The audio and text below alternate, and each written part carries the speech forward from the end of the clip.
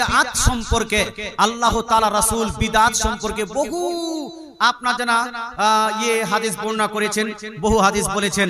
তোর মধ্যে এটা যে বিদআত করা যাবে না। তবে ভাই বিদআতের প্রকারভেদ অবশ্যই আছে। বিদআত প্রকারভেদ আছে।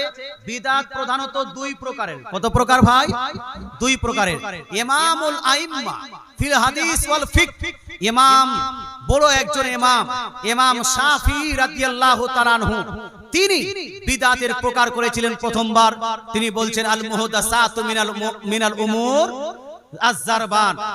যেই সমস্ত বিদআত জিনিস আছে, এই বিদআত জিনিসগুলোর হলো দুইটা প্রকার। একটা হলো বিদআতুন দালালা, আর দ্বিতীয়টা হলো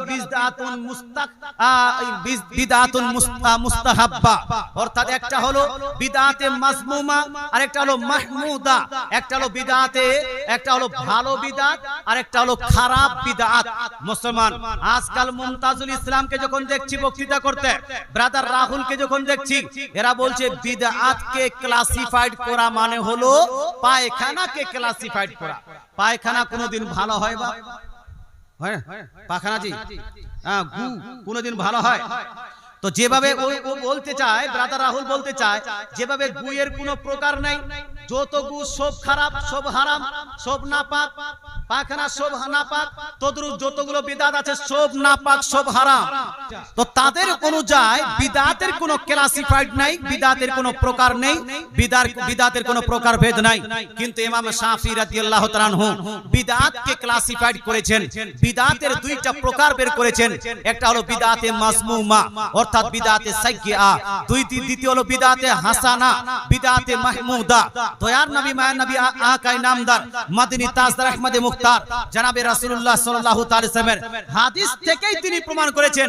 আচ্ছা, উনাকে যখন জিজ্ঞেস করা হলো, হে হুজুর আপনি বলেন তো ভালো বিদআত কোনটা? তো উনি বলছেন যে ভালো বিদআত হলো সেটা যেটা নতুন কাজ কিন্তু কোরআন হাদিসের মোতাবিক আছে, হাদিসে তার কোনো ভিত পাওয়া যায়, এই রকম কোন কাজ যদি কেউ করে তাহলে সেটা হবে বিদআতে হাসানা। যেমন আপনি কোরআনে যদি আপনি রিসার্চ করেন, আপনি যদি হাদিসে দেখেন, তো প্রকাশ্যভাবে জালসার কথা কোন জায়গায় পাবেন না আপনি। এই যে আপনার ধর্মীয় জালসাগুলো আপনি করছেন, বাৎসরিক জালসা আমার রাসূলুল্লাহ করেননি, সাহাবায়ে কেরাম করেননি। বাৎসরিক জালসা যখন রাসূলুল্লাহ করলেন না, তাহলে এটা বিদআত হলো না? এই বিদআত হলো না? কিন্তু এই জালসাটা কি কোরআন হাদিসের খেলাফ?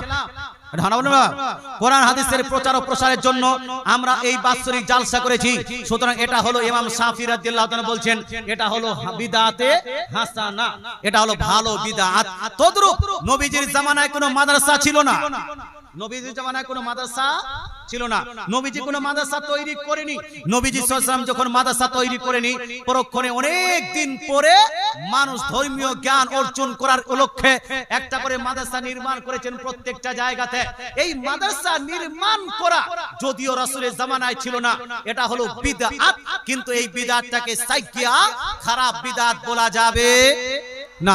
কেন বলা যাবে না? কারণ এটা কোরআন হাদিসের খেলাফ নয়, বরং কোরআন হাদিসের প্রচার ও প্রসারের খাতিরে এই বিদআত কাজটা করা হয়।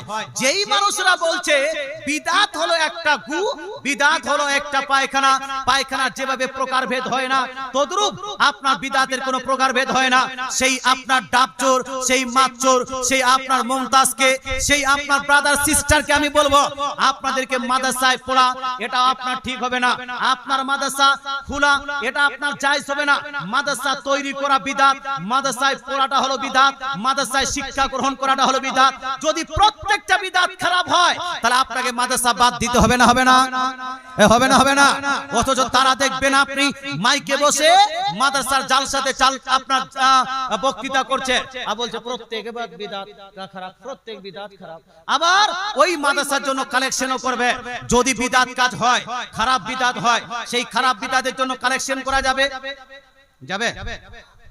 আচ্ছা বলুন তো, মুরসিয়া এই কি বলছে তাসিয়া করা, এটা কি ভালো বিদআত না খারাপ বিদআত? হ্যাঁ, খারাপ বিদআত।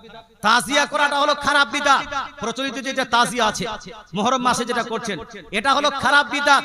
যেহেতু এটা খারাপ বিদআত, তো তাজিয়াতে আপনি যদি চাঁদা দেন আপনার গুনাহ হবে। তাজিয়া যদি আপনি নির্মাণ করার ক্ষেত্রে সম্পদ লাগান আপনার গুনাহ হবে।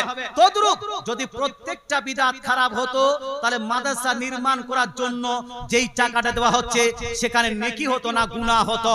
কিন্তু এরা তার কাটা মানুষ, যাদের তার ব্রেনের তার ছুটে গেছে, তাদেরকে যতই বুঝান তাদের মাথায় কিন্তু কোনো বুঝ ঢুকবে না। এই জন্য ভাই ডাবচোর হতে সাবধান থাকতে হবে, মাচোর হতে সাবধান থাকতে হবে। আপনার এই যে মমতাজ সমাজার থেকে আপনাকে সাবধান থাকতে হবে, ব্রাদার সিস্টার থেকে আপনাকে সাবধান থাকতে হবে। মুসলমান ইমাম শাফি রাদিয়াল্লাহু তাআলা বলছেন বিদআতের দুইটি ভাগ, একটা হলো ভালো বিদআত আর একটা হলো খারাপ বিদআত। খারাপ বিদআত কোনটা? যেটা কোরআন হাদিসের খেলাফ যাবে, কোরআন হাদিসকে বিলুপ্ত করবে, কোরআন হাদিসের রাসূলের নির্দেশকে বিলুপ্ত করবে, সেটা হলো খারাপ। যেমন আমি মুহররমের প্রসঙ্গে আপনার আলোচনা করেছিলাম।